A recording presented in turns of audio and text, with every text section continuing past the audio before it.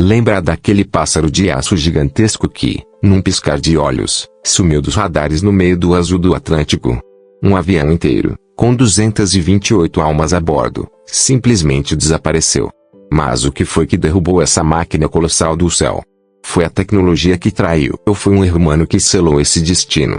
Enquanto os pilotos lutavam contra o gelo e falhas no sistema, um segredo aterrorizante se abria no coração do oceano. Esse foi um dos maiores mistérios da aviação por décadas. Todo mundo ficou em choque, ninguém conseguia entender o que aconteceu. E é exatamente isso que vamos desvendar hoje, a verdade por trás desse sumiço, desse fim aterrorizante. Como esses segredos vieram à tona? O que aquelas caixas pretas lá no fundo do oceano nos sussurraram? Para não perder nenhum detalhe dessa história arrepiante, já se inscreve no canal, ativa as notificações e me conta nos comentários o que você acha sobre tudo isso. Porque essa história, gente, não é só um acidente, é o momento exato em que a confiança da humanidade na tecnologia foi brutalmente estilhaçada. Era 1º de junho de 2009. Um pássaro de aço, rasgando o céu azul do Atlântico, voava do Rio de Janeiro rumo a Paris. Era o voo 447 da Air France, um Airbus A330 de nova geração. Suas asas pareciam fender o próprio céu, e os motores cantavam quase como uma canção divina. Lá dentro, 216 passageiros e 12 tripulantes, totalizando 228 vidas. Cada um tinha seus próprios sonhos, suas próprias esperanças quando embarcou naquele voo. Alguns iriam reencontrar a família em Paris, matar a saudade. Outros, chegar a tempo de uma reunião de negócios, talvez agarrar a chance da vida. E havia aqueles que buscavam apenas uma nova aventura, sonhando em se perder pelas ruas da Europa. Eles nem imaginavam que aquele voo seria a última viagem de suas vidas. Seus sonhos, suas esperanças e suas vidas se encerrariam nas águas escuras do oceano. No cockpit, naquela noite, havia 3 pilotos. O comandante Marc Dubois, 58 anos, tão experiente quanto o próprio céu, um verdadeiro lobo dos ares com milhares de horas de voo. As rugas ao redor dos olhos carregavam as marcas de cada voo, cada pouso, cada decolagem. Havia nele uma confiança construída ao longo de muitos anos, por vezes misturada com um excesso de autoconfiança. Talvez essa autoconfiança tenha sido o começo do fim. O copiloto Davi Roberto, 37 anos, estava bem ao lado do comandante, olhos nos mapas, mente nos controles. Sempre calmo, sempre focado nos protocolos. E o terceiro piloto, Pierre-Cédric Bonin, tinha apenas 32 anos. Mais jovem, com menos experiência, mas igualmente ambicioso. Queimava de vontade de provar seu valor ao lado de colegas tão experientes. Será que a autoconfiança de sua pouca idade era uma coragem sem a sabedoria da experiência? Talvez essa ambição arrastaria, e com ele as outras 227 vidas, para um abismo sem fundo. A atmosfera dentro da cabine, a princípio, era calma e tranquila. Os passageiros se acomodavam em seus assentos, recebidos pelos sorrisos da tripulação de cabine. O ar quente e úmido do rio havia ficado para trás. Agora, na espaçosa e confortável cabine do Airbus A330, predominava um frescor agradável do ar-condicionado e o suave, reconfortante zumbido dos motores. As comissárias faziam as últimas checagens, sorrindo e auxiliando os passageiros. Crianças olhavam pela janela com entusiasmo, enquanto seus pais cochichavam sobre os planos das férias. Alguns passageiros liam livros, outros assistiam a filmes, e alguns simplesmente observavam as luzes do rio diminuindo lentamente pela janela, cintilando como um aglomerado de estrelas. À medida que subiam sobre o oceano, as luzes da cidade encolhiam como pérolas. Ninguém poderia sequer imaginar os momentos de pesadelo que se seguiriam em poucas horas. Tudo progredia normalmente, como em um roteiro perfeito. A decolagem foi suave. O avião ganhava altitude rapidamente, misturando-se às nuvens. O comandante Dubois, com um tom de voz calmo e seguro, sem quebrar a rotina, fazia as últimas comunicações com a torre, obtendo as autorizações necessárias. Air France 447, autorização para decolagem concedida, bom voo. A voz da torre era rotineira e profissional. Tudo estava perfeito. O céu parecia feito sob medida para o avião. Até que se aproximaram daquela zona de tempestade amaldiçoada no meio do oceano. Os pilotos estavam cientes dessa tempestade. Os relatórios meteorológicos indicavam a formação de um sistema de tempestade massivo e assustador sobre o Atlântico. No entanto, nem o comandante nem os copilotos puderam prever a verdadeira catástrofe que essa tempestade traria, o seu poder destrutivo. Talvez o excesso de autoconfiança os tenha levado a ignorar esses avisos. Este foi o primeiro choque entre a arrogância e a prudência, e eles ainda não sabiam disso. A 35 mil pés de altitude, de repente, sentiu-se um tremor. No cockpit, o alarme ecoou, despressurização da cabine. Os pilotos seguiram os procedimentos, mas o avião subia descontroladamente. O caos entre os pilotos abafava os gritos desesperados do rádio: Mayday, Mayday. Estamos perdendo o controle. Já era meia-noite. A vasta escuridão do Atlântico começava a engolir o avião. Lá fora, raios rasgavam o céu, e a tempestade parecia liberar toda a sua fúria. De repente, uma leve sacudida. Como se alguém balançasse o avião gentilmente, mas esse toque suave era, na verdade, o primeiro passo de uma dança mortal. Alguns passageiros na cabine acordaram, as comissárias trocaram olhares preocupados. Mas ninguém entrou em pânico ainda.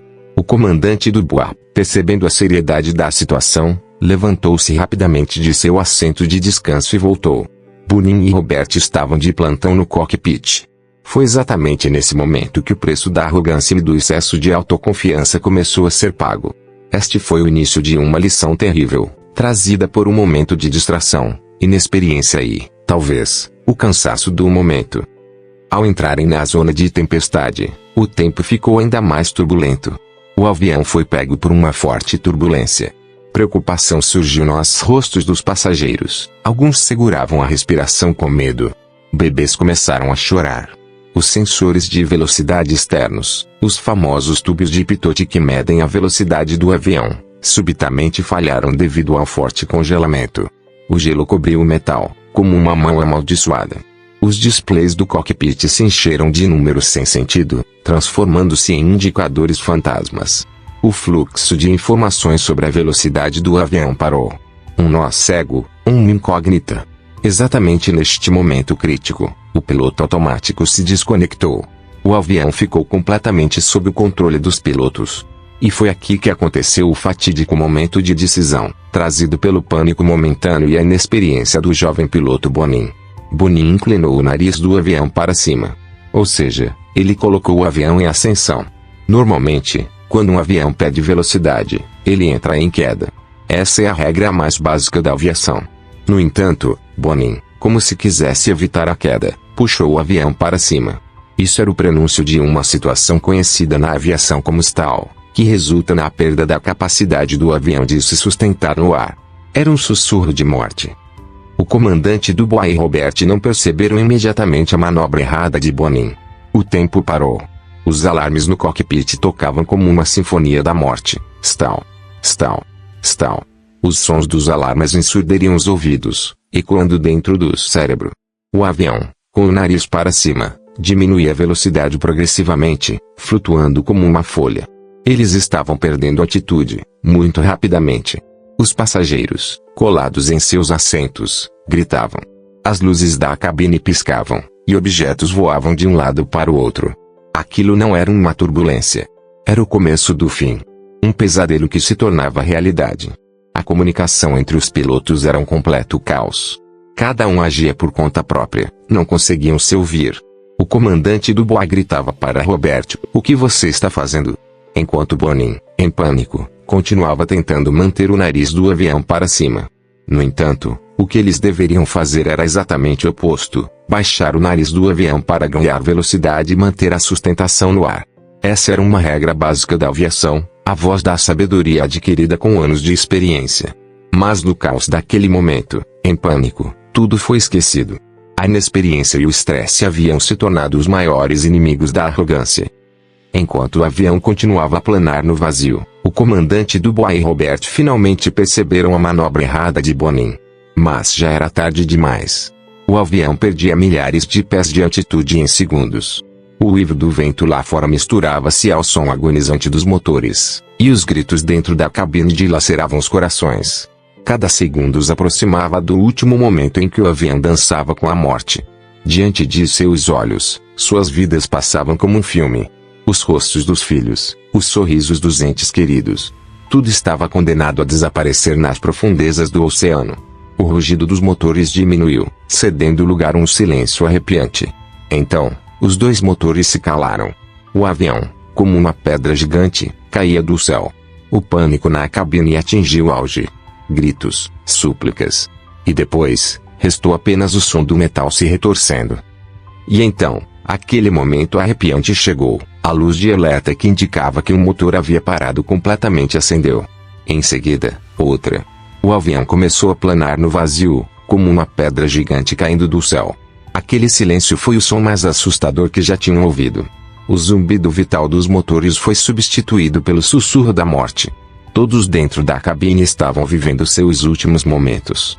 Alguns choravam, outros sussurravam os nomes de seus entes queridos, e alguns apenas olhavam para o teto com os olhos marejados, impotentes. Crianças choravam, pais as abraçavam com força, aspirando seu cheiro uma última vez. O ar estava gelado, como o hálito da morte. Eles caíam em direção ao nível do mar a uma velocidade incrível. Aproximadamente 200 km por hora, com o nariz em um ângulo de 90 graus. Aquele pássaro gigante ia mergulhar no oceano como uma faca. Os pilotos tentaram, em um último esforço, salvar o avião. Com as últimas forças que lhes restavam nas mãos, puxavam os controles. Mas já era tarde demais para tudo. O avião avançava implacavelmente em direção às profundezas do Atlântico.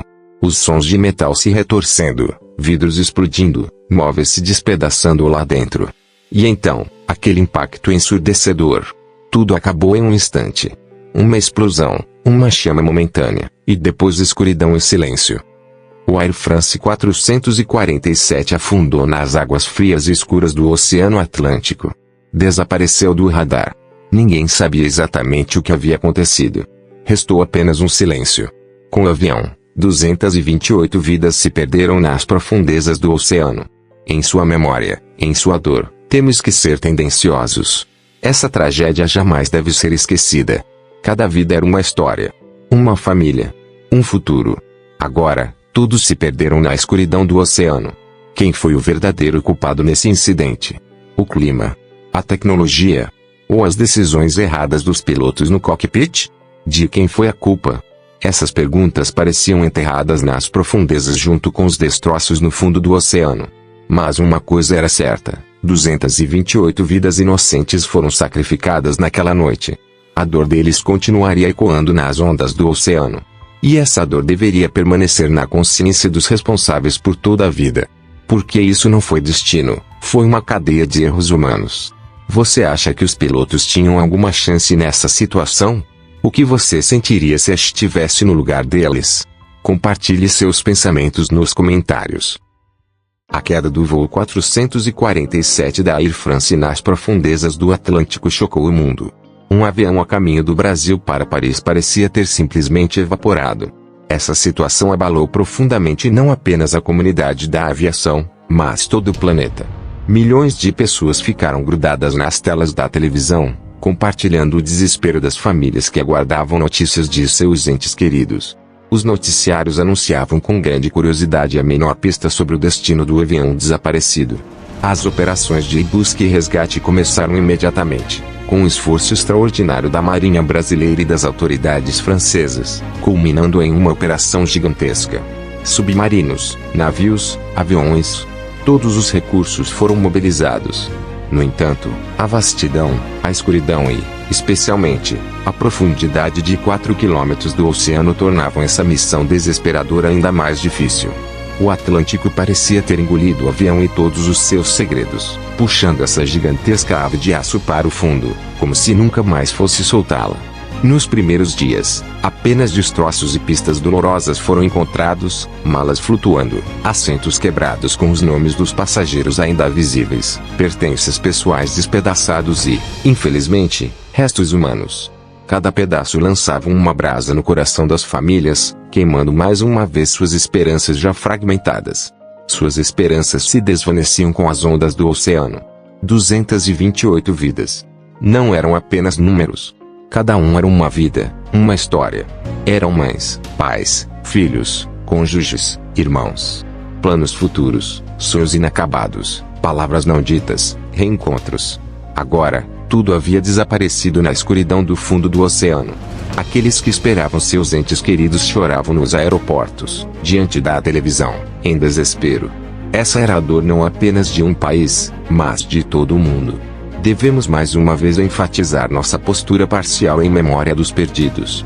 A memória deles é o pilar fundamental desta história. Não os deixaremos ser esquecidos e os manteremos vivos em nossos corações para sempre. Meses se passaram, depois anos. Encontrar os destroços e, especialmente, as caixas pretas do avião pareciam uma missão impossível.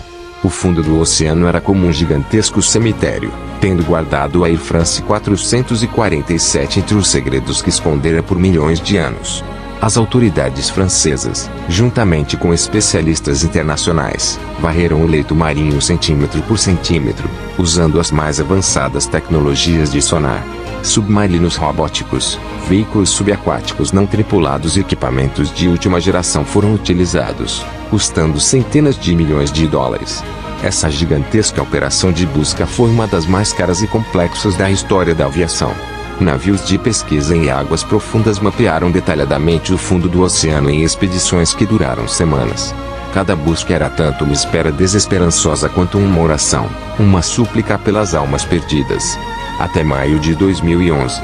2 anos após a tragédia, um milagre aconteceu, como uma voz que se eleva do coração do oceano, como uma luz que se projeta na escuridão. A 4 quilômetros de profundidade, entre milhares de pedaços dos destroços, foram encontradas as testemunhas silenciosas, o gravador de dados de voo, FDR, e o gravador de voz da cabine, CVR. Essas caixas pareciam, por fora, pedaços comuns de metal cinza, enferrujadas e desgastadas, mas os segredos que carregavam dentro delas iluminariam os últimos momentos de 228 vidas. Elas eram como um grito que emergia das profundezas do oceano, uma voz que clamava a verdade, que tocava as consciências, um eco que perseguia a justiça. Com a descoberta das caixas pretas, um longo e detalhado processo de investigação começou. Uma equipe internacional, liderada pelo Bureau de Investigações e Análises para a Segurança da Aviação Civil francês, reuniu os melhores engenheiros aeronáuticos, pilotos, especialistas em fatores humanos e meteorologistas de todo o mundo. Cada gravação de voz, cada ponto de dado, cada comando de piloto foi analisado centímetro por centímetro, segundo por segundo. Era como se tivessem voltado no tempo e revivido aqueles momentos terríveis, respirando horror a cada segundo, sentindo a tensão dentro da cabine. Cada som, cada aviso, cada fragmento de conversa foi meticulosamente decifrado, e o menor sussurro não foi ignorado, pois cada detalhe era uma pista. E as verdades que emergiram eram chocantes, desoladoras, pintando um quadro difícil de aceitar. Não foi destino, foi uma cadeia de erros humanos, um terrível efeito dominó onde cada elo desencadeava o próximo, uma sequência que tornava o desastre inevitável. As conversas gravadas na cabine reviveram aqueles momentos de pesadelo. O pânico do jovem piloto Bonin quando os tubos de pitot congelaram e o piloto automático se desconectou. Naquele momento, a cabine caiu nas garras da inexperiência e dos mal-entendidos. Era como um bloqueio mental, os procedimentos mais básicos foram esquecidos. O capitão Dubois estava em seu período de descanso e, ao retornar, foi forçado a intervir em uma situação já caótica, fora de controle. E o mais importante, Bonin continuou a puxar o nariz do avião para cima, apesar de a aeronave estar perdendo velocidade. Essa manobra levou o avião a uma situação de stall, ou seja, perdeu completamente sua capacidade de sustentação no ar. Isso ia contra uma das regras mais fundamentais da aviação, era quase uma manobra suicida. O avião estava sendo arrastado deliberadamente para a morte, em direção ao frio abraço do oceano. A falta de comunicação entre os pilotos piorou a situação. Os alarmes ensurdecedores impediam que ouvissem um ao outro, o pânico impedia que pensassem claramente, o medo tomou o lugar da lógica. O capitão Dubois gritava repetidamente para Bonin, abaixe o nariz, sua voz cheia de desespero e raiva, mas as respostas de Bonin eram ou sem sentido ou o próprio pânico. Era como se ele estivesse perdido em si mesmo, debatendo-se em um pesadelo. Roberto, enquanto tentava corrigir a situação, também tentava convencer Bonin. A cabine, em vez de ser um centro de decisão, havia se transformado em um inferno. Era o teatro de um desastre com um fim previsível, uma cena de tragédia, o rosto mais cruel do erro humano. A investigação revelou que, além desses erros de pilotagem, a Air France e a Airbus também tinham certas responsabilidades. O problema do congelamento nos tubos de pitot já era conhecido antes, e incidentes semelhantes já haviam ocorrido, mas não foram levados a sério. As precauções necessárias não foram tomadas. No entanto, a falha em tomar as precauções necessárias, o desprezo por esse perigo potencial e a falta de treinamento adequado e realista dos pilotos para tais situações aumentaram a escala da tragédia. Essa foi uma combinação de erros tanto do sistema quanto das pessoas. Os culpados deveriam ter sido punidos, pois aqueles que fecharam os olhos para essa tragédia, aqueles que causaram essas negligências, eram tão responsáveis quanto os pilotos. O sangue das vítimas inocentes também estava em suas mãos. Isso nunca deveria ser esquecido. A justiça deveria prevalecer. A tragédia do voo 447 foi um divisor de águas na história da aviação, gravada na memória como uma mancha negra, um sinal de alerta. Esse evento doloroso levou a mudanças revolucionárias nos protocolos de segurança, no treinamento de pilotos e nos designs de equipamentos. Agora, os pilotos recebem treinamentos muito mais detalhados sobre como o piloto automático funciona quando o alarme de stall é ativado e a importância da intervenção manual. Eles são confrontados com simulações realistas e preparados para os cenários mais difíceis. A importância da gestão de recursos da cabine e da comunicação da equipe foi enfatizada mais uma vez. A lição de que a tripulação deve agir como uma equipe em todas as condições foi aprendida de forma dolorosa, e agora o trabalho em equipe é muito mais crítico. Os treinamentos em simulador foram atualizados para oferecer uma experiência mais realista dessas situações inesperadas. Os músculos mentais dos pilotos foram fortalecidos e seus reflexos desenvolvidos para que pudessem reagir corretamente mesmo em momentos de pânico. Cada vida perdida tornou-se um lembrete silencioso de futuros voos seguros. Essa catástrofe nos ensinou quão críticos são nossa confiança cega na tecnologia, o fator humano e a importância do treinamento. Ela mostrou, da forma mais cruel, como uma cadeia de erros pode destruir centenas de vidas. Ninguém sobreviveu a este acidente. Apenas a dor trazida pelos destroços e um vazio infinito. Cada uma das 228 vidas perdidas deixou para trás um luto. Suas famílias choraram não diante de túmulos, mas olhando para as vastas águas do oceano, imersas em uma dor infinita com o desaparecimento de seus entes queridos, revivendo a mesma dor todos os dias.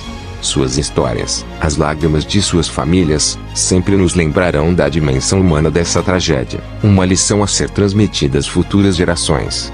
Este evento não é apenas uma análise técnica, é uma tragédia gravada na memória coletiva da humanidade, que dilacera corações, um desastre do qual devemos tirar lições, uma vergonha que nunca deve ser esquecida. Para que essa dor nunca mais se repita, nunca devemos esquecer essas lições. A tragédia do Air France 447 nos mostrou o valor da humildade, da disciplina e do aprendizado contínuo. A arrogância pode enganar até os pilotos mais experientes, porque o céu não perdoa, não suporta o menor erro. Por mais avançada que seja a tecnologia, ela nunca poderá substituir o fator humano. A máquina apenas executa comandos, não interpreta, e o verdadeiro tomador de decisões é o ser humano. Nos momentos mais críticos, a inteligência, a experiência e a calma humana são decisivas, determinando a linha tênue entre a vida e a morte. Por isso, o ser humano é o fator mais importante. Cada erro é uma lição, e cada lição é um grito, que nunca mais aconteça. Esse evento doloroso nunca deve permanecer como uma estatística. Pelo contrário, deve ser sempre um sinal de alerta, lembrando-nos das 228 vidas inocentes cada vez que olhamos para o céu. Sua memória viverá para sempre. Que suas almas descansem em paz, e que os responsáveis enfrentem suas consciências e continuem a prestar contas, pois a justiça, cedo ou tarde, prevalecerá. Você tem alguma opinião sobre isso? Foi apenas uma trágica coincidência? Talvez uma falha no sistema? Compartilhe seus pensamentos nos comentários.